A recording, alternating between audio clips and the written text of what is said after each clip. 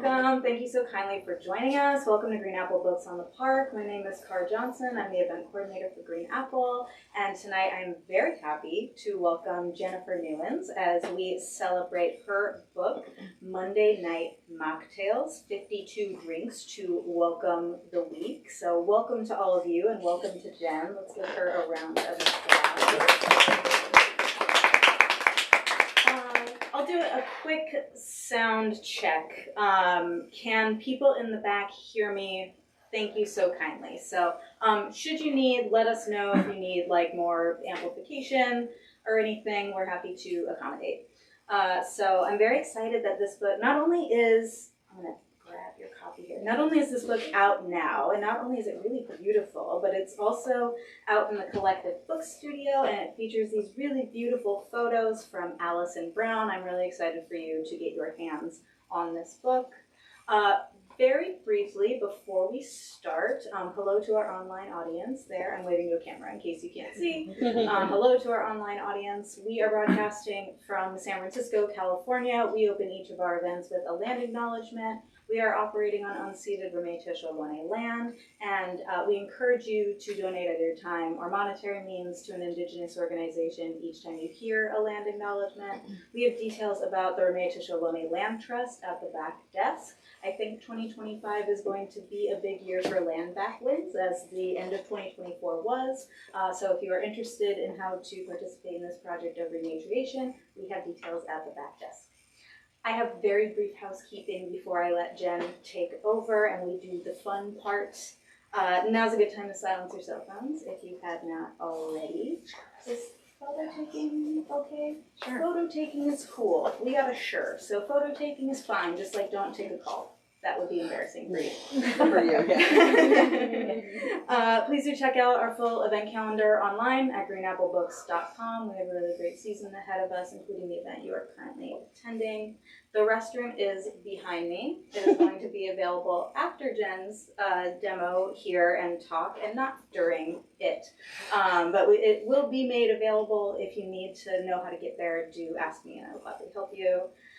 We have copies of the book at the front register. Monday Night Mocktails is up there. If you've been here before, you have certainly heard me say that when you buy books from us, not only do you support us as an independent bookstore, you support the writers who put so much work into making this book, and then you get to have a book, which in this case especially might be the best part. And I will say, because this is a very special night where not only are you in a Bay Area bookstore with a Bay Area author, she's also published by a Bay Area publisher. So like your money really goes all the way back into the community that you are in, which I think is really cool this evening. So without further ado, I'm going to go ahead and introduce the author who is joining us tonight. Jennifer Newens is a cookbook editor, cooking teacher, and literary agent from Oakland, California. She received her culinary training from the prestigious Culinary Institute of America in Hyde Park, New York.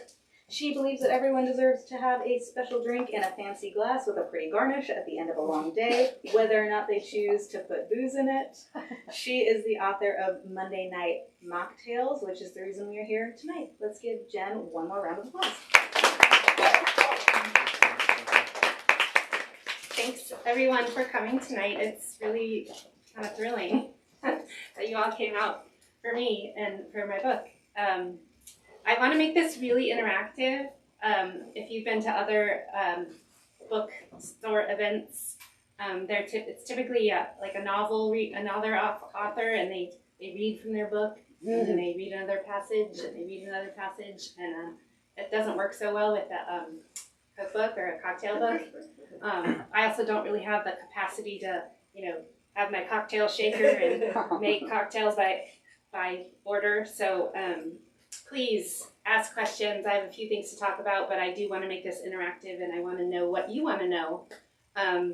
So we'll do this kind of together, see what you want to talk about and hear about, and then I have 3 of these drinks that I made in my book. I batched them at my house so that you wouldn't have to sit here and wait in a long line and have me shake things individually. So the first thing I'm curious to know is, who here is doing dry January? A few people. Nice. The next question I have is, who here is Generation Z? Anyone? A few people? Nice. And then if you don't mind me asking, who here identifies as a woman over 50? Couple of us. I'm close. So the reason I'm asking those questions is because when I was doing research for this book, I wanted to see who's drinking mocktails and what the demographics are. And I was delighted and surprised to find out that it's Generation Z is driving a lot of this trend out there. These youngsters are choosing not to drink so much. They're choosing to be sober curious, and they're the ones that are driving a lot of the trend to go out to bars, go out to restaurants, and they're looking for special drinks that don't have alcohol. Any reason why you can think? I'm also underage. Can I How about the somewhat older crowd in the back? Can you fill us in on why this might be? Truthfully, it's cheaper. It's cheaper. Yeah. The mocktails are cheaper. Yeah, it'll be like a, I don't know, $3 to $5 difference. And Interesting. if you wanted to do like a full night on the town, that adds up. Yeah, that's really interesting. On the other side of the coin, women over 50, and I'm one of them. And I've been talking to a lot of people. They're telling me that they just don't feel good when they're drinking anymore. You know, they used to have one or two, and they wake up in the morning and they just feel terrible. They can't really hold their liquor anymore. My personal experience is I had a health condition, and I was going on medication that was a few years back, and I couldn't drink alcohol anymore because of this medication. It was contraindicative. So there was a 2-year period where I couldn't drink for health reasons. And so I would go out to dinner with my friends, or I'd go out and meet someone at a bar or a business meeting, and people would have a glass of wine, and I would be like, club soda. And I just felt really left out. And this was, I don't know, 5 years ago maybe, when this mocktails weren't such a thing. And so, and I felt really left out, not cared for, not, catered to. So Angela, my fantastic publisher, she had this series of books. The first book was called Friday Night Cocktails. And then when she was wanting to expand the series, and she and her team came up with the idea of Monday Night Mocktails, and she came to me and said, "Hey Jen, do you want to write this book?" And I was like, "Hell yeah, I want to write this book," because I was super inspired. So that's a question I get a lot, is why did you want to write this book? And so that's kind of my personal story.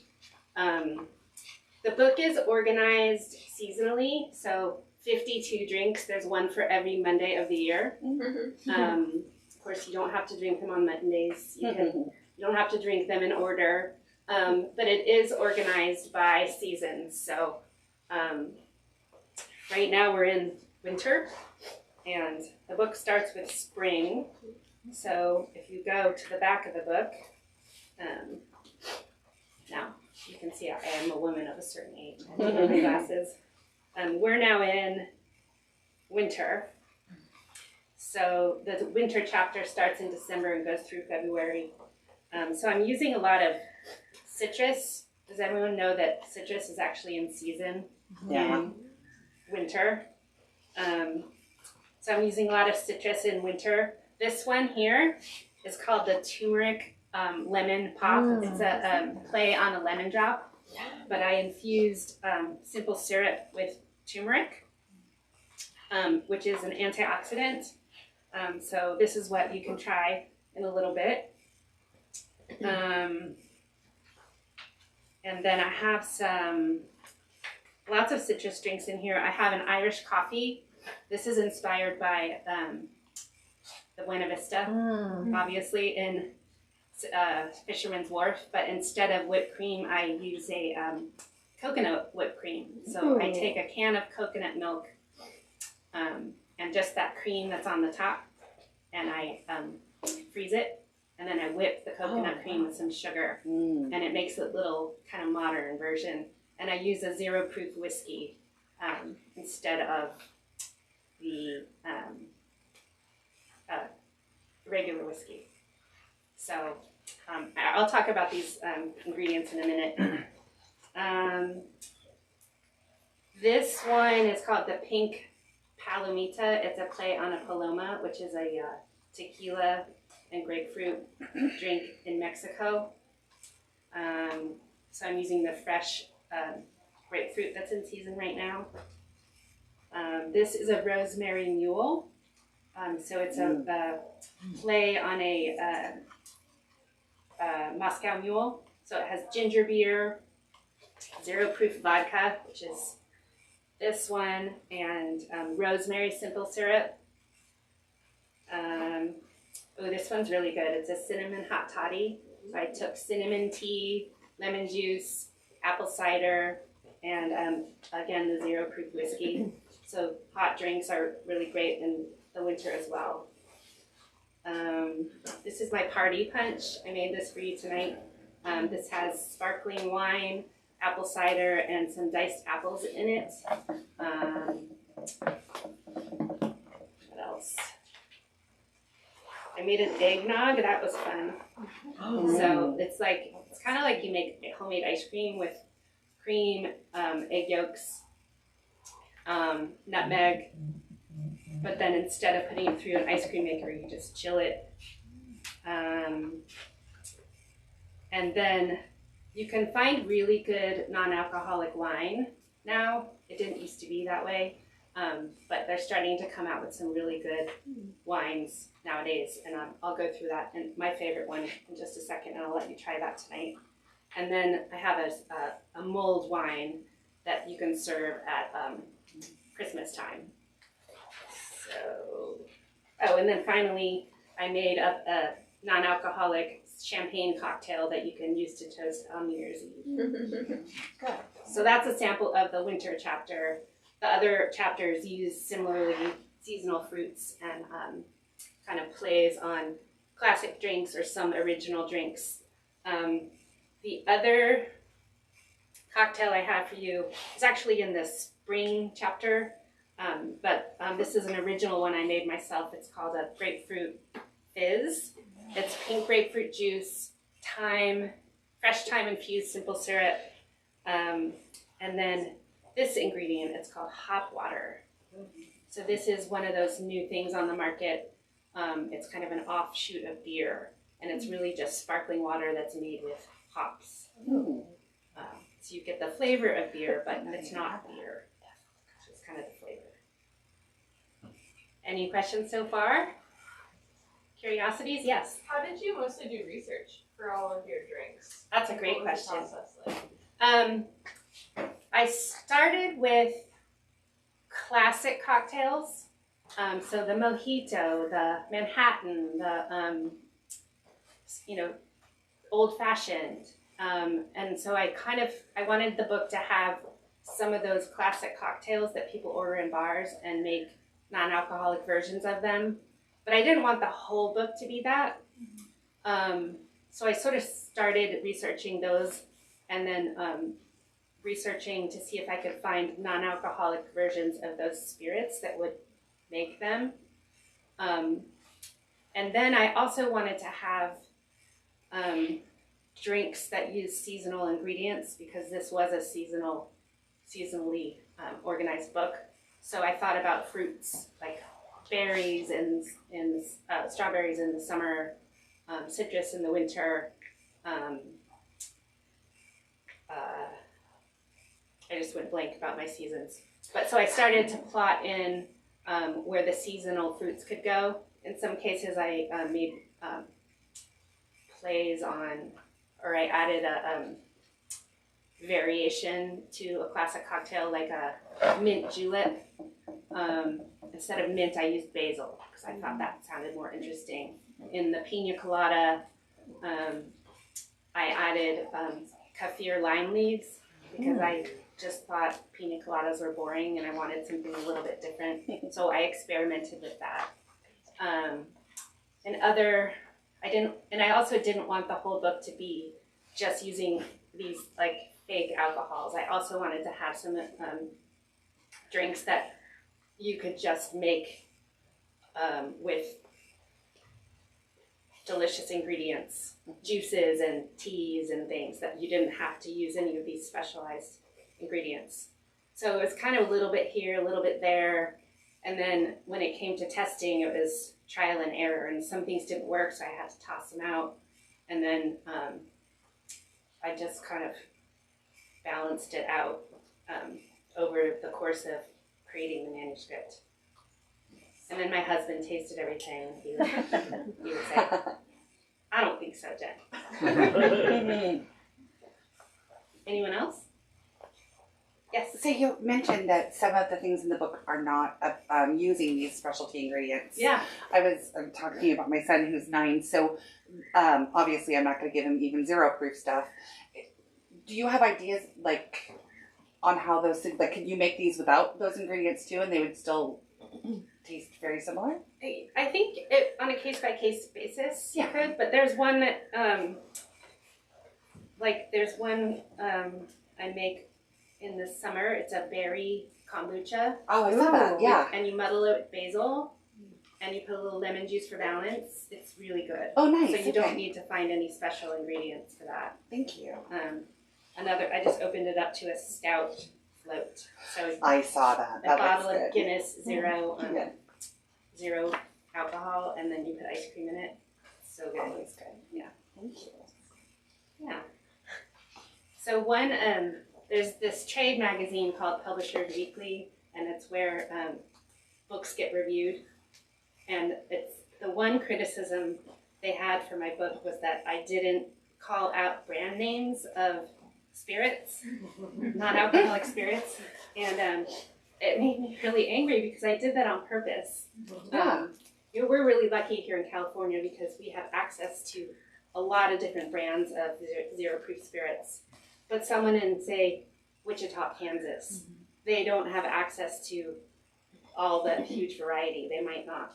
So I did it. I intentionally didn't call out specific brands in the book because I wanted people to be able to access whatever they could get their hands on where they lived. I put some resources in the back of larger retailers or mail order sources where people could get things, but I specifically didn't want to say, oh, look for Liar's brand gin, and then have a reader not be able to get that in the place where they lived. So with that in mind, I thought I would go through some of the things that I would actually personally recommend while we're here. I told you about the hop water. This is really fun. And if you like the taste of beer, it's really refreshing on a cold day. And it also makes a great mixer. Sorry, not a cold day, a warm day. Or cold, you know. As far as non-alcoholic wine goes, there's this really amazing brand. It's called Proxies. And if you're interested in trying this, it's not that cold, but a lot of the non-alcoholic wines are de-alcoholized wines. This is not. This is actually juices. It's like juices and teas and like this one has verjus, I think, which is a type of unripe grape juice. And this company, they consult with chefs and sommeliers and kind of experts in the food and wine space to make a really incredible just beverage that's meant to pair with food. So with all of the recipes that used wine in this book, I tested using Proxies. I recently had another wine that is de-alcoholized wine. It's called Leitz, Leitz, and I was blown away. It was fantastic. So I don't have any on hand, but that's another tip. In the kind of a larger brand that's a really good brand is called Ritual. Their tequila is probably my favorite, though I haven't tasted widely. They have almost every kind of main spirit you could want. They've got gin, they've got whiskey, they've got rum. They're very reliable if you like kind of that mixed drink. But their tequila is top notch. It makes it amazing margarita. Probably one of the favorite drinks in this book from fans is called the spicy cranrita. It's cranberry juice, this 0 proof tequila, and you shake it with jalapeno slices, and it's so good. The 0 proof vodka it's really hard to find a really special one because there's just not that much to vodka. So this one is, I don't know, it's RK. So I don't really have a recommendation here, but if you see it in stores, if you're shopping at like Bevmo or Total Wine and More, the only thing I can say is to look for a bottle that's kind of heavy. Then you can kind of get the sense that it's a quality product, but there's not really much to vodka. What happens in the 0 proof space is they somehow manufacture it such that it has this kind of like bite to it. It's really hard to explain, but it sort of mimics, it's almost spicy, it's almost just has this like bite to the tongue, and it mimics that taste that you get with like an alcohol.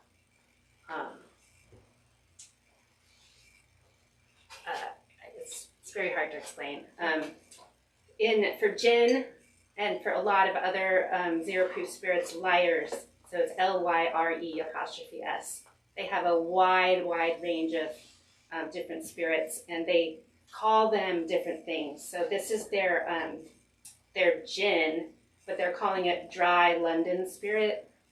So everything is not exactly as it reads. You have to kind of interpret it when you're buying their products. Like their tequila is something agave, but it's pretty easy to figure out what it is.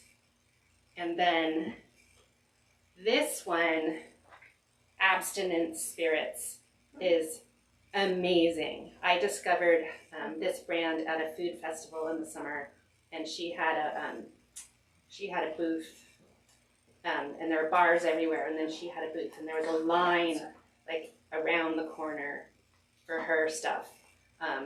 Her name is Runway, and she's the CEO of the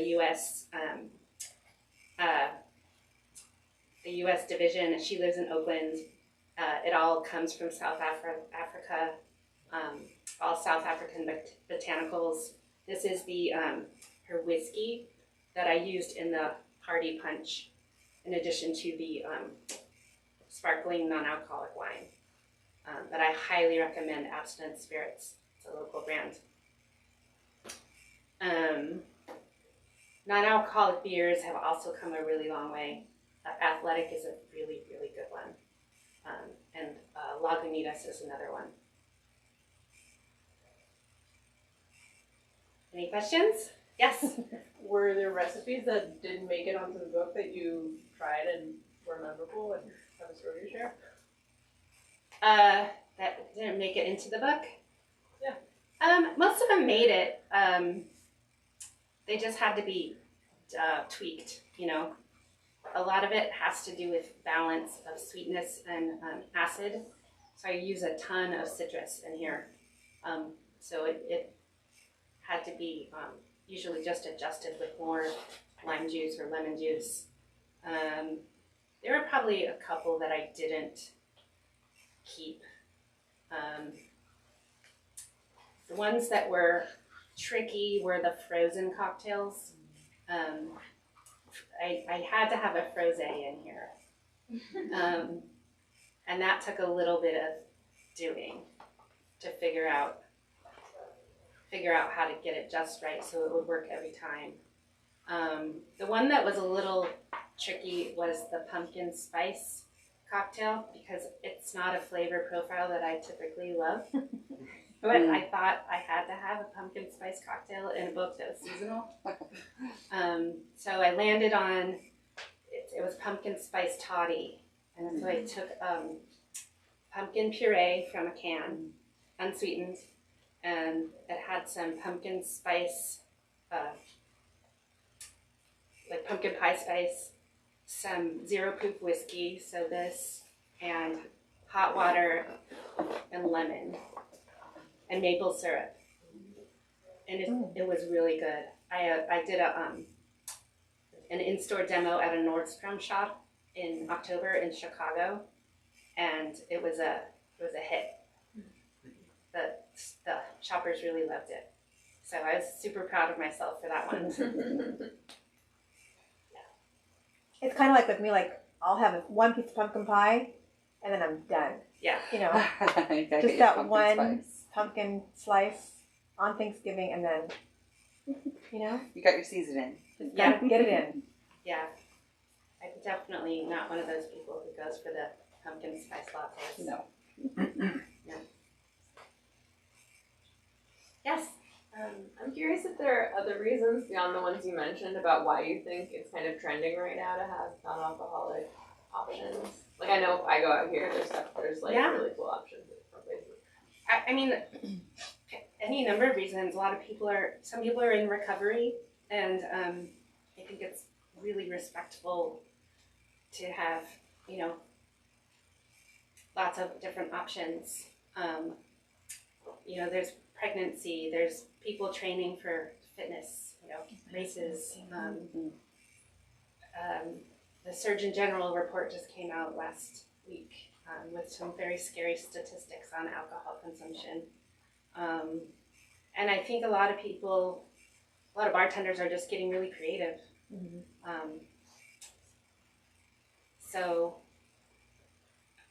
yeah, I wonder, do you think there's a reason for right now versus all of history, you know what I mean? Yeah, I think it's all of those things. The thing I'm most hopeful about is the creativity part.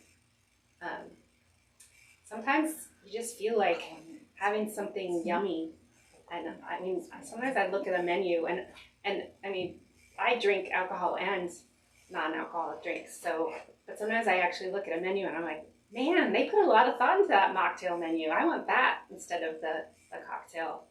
I just think it's another outlet for being creative.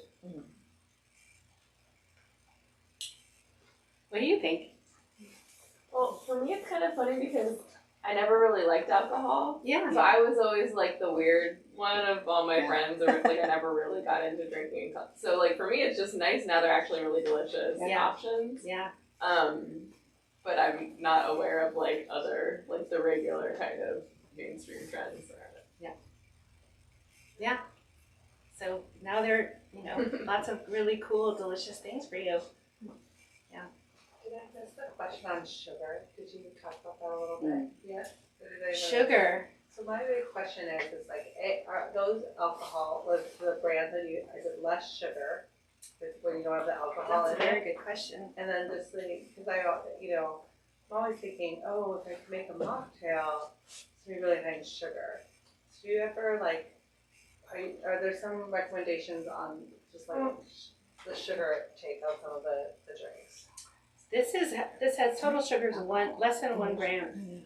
Oh, So I would say, at least from the spirit, from that spirit, that's what I mean. The spirit, it's a lot. Is it less? But not- from the spirit angle, it is less. Yeah. When developing the recipes, I didn't develop them to be low sugar. Yeah. Because, a lot of the flavoring comes from simple syrup, which is sugar and water. Yeah. And it's an easy way to flavor your drinks by just flavoring a simple syrup. I guess, my question more was in the spirit. They're definitely low sugar. Yeah. Because people forget alcohol is very high in sugar. Yeah. Yeah.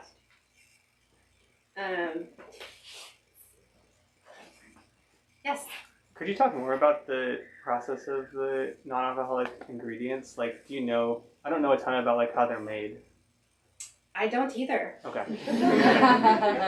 It's a science. I don't either. I think maybe having written a book on mocktails is something I should probably know more about.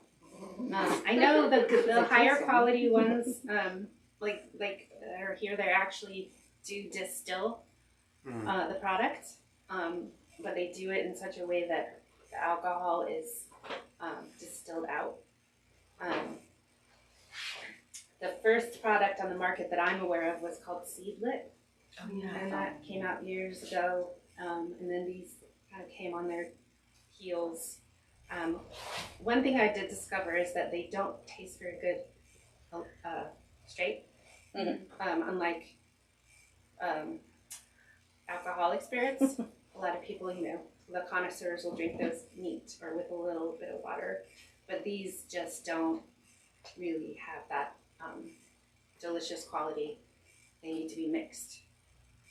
Except for the hot water. Hot water is great. Hot water is good, yeah. At least I feel that way about it. Yeah, you're familiar with it? Yeah, I like it. Lagunitas has one too. It's really good. Yes. Yeah. Where do you find that? You can find it Liquor in store. any grocery store. Grocery Any store, store. yeah. I have to look for it. Yeah. It It looks just tastes like a sparkling seltzer, water. basically. Oh, okay. Yeah. With hops. It's not. It doesn't taste like a beer. It tastes like a seltzer. Yeah. Some of that hoppy essence. Yeah, this drink that I made is a original drink I based it on. I mean, I just made it up out of my head, and it was maybe my favorite drink in the whole book. And it was hot water, made with the hot water. I just had it around. I was like, oh my god, this is good. So, yes. I'm curious if you mentioned that the non-alcoholic spirits weren't or didn't necessarily stand out on their own. Did you have trouble making drinks that are very spirit forward, like old fashioned or something of that nature?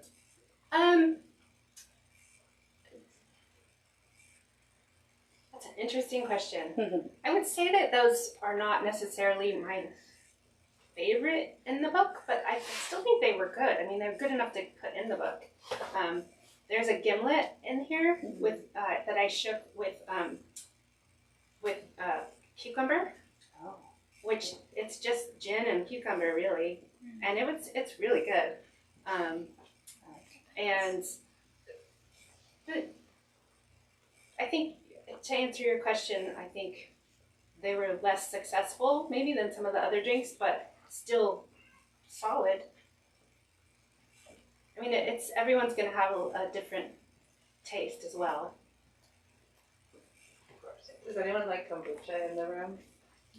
I've tried some of the drinks in this book and I can test it. But kombucha, I love kombucha. So the kombucha cooler in this was really fun because I forget, we all obviously we're using a non-alcoholic kombucha, but but it's interesting for me to think about why do I love kombucha so much when I don't want to drink and I want to be out social. It's part of that kind of flavor profile.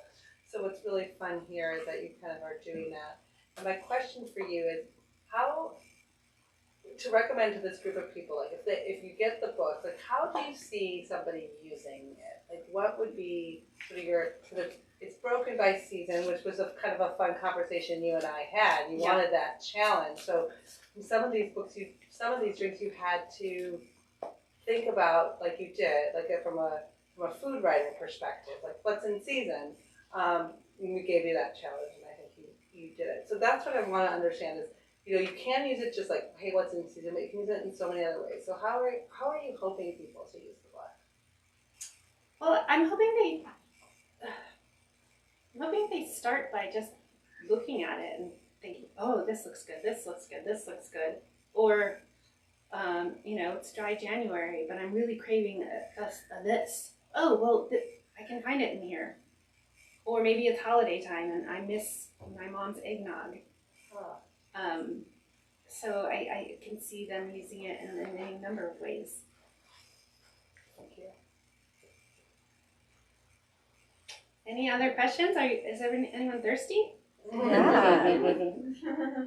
And why I had this idea, I am approaching, I'm not quite 50 yet, but I'm approaching that, and it was my sleep was really affected. So although I liked my cocktails, like, no, it's true. Like I just was waking up and red wine was just killing me. Yeah. And so that was sort of the idea is like, hey, I'm not sleeping well with red wine. There has to be another way. So that's why when we had this talk about that Jen, I think that's like it is interesting to think about like all different reasons we choose, and it's nice to. Anyway, thank you so much for you guys for having. Carr saw this book right at like before it was published. Monday Night Mocktails. I was like, oh, I want to do this for sure. I know you guys met at Jen's like pre-launch event, so that was cool. Just a short plug before we taste. I do have another book coming out in May. This one is Wednesday Night Wine Down. These are cocktails made from wine or low alcohol cocktails. So low ABV. Anyway, I have a little advanced copy here. Well, come on up and let's get tasting. Cool.